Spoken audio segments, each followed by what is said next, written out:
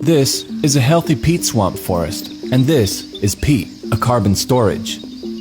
Peat consists of the remains of fallen trees, branches, leaves, and other plant matter that have been building up in waterlogged conditions for thousands of years, forming a peat dome. It rains a lot in the peat swamp forest. The forest cover and sponge-like nature of the peatland ensures that the peat remains saturated with water.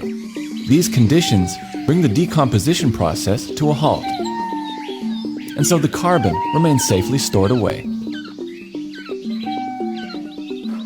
Until someone comes along with a saw, cuts down some trees, and digs a trench to flush the timber out of the forest.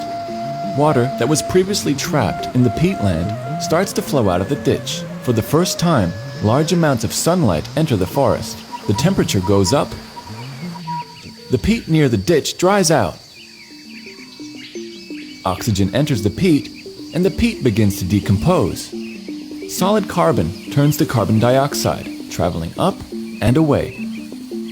At this scale, the impacts are relatively small. The peatland forest will grow back and continue to trap vast amounts of carbon whilst providing important goods and services for local communities.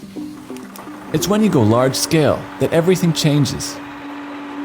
Bulldozers and excavators cut through the forest. Large canals and trenches make way for timber transport and other products intended for planting in the future. Water flows out of the peatland. Sustained drainage causes the water table to go down.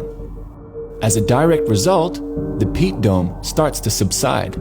The added elements of sunlight and oxygen cause the release of carbon dioxide. Seasonal peat fires further accelerate the process, sending vast amounts of carbon dioxide and other greenhouse gases into the atmosphere.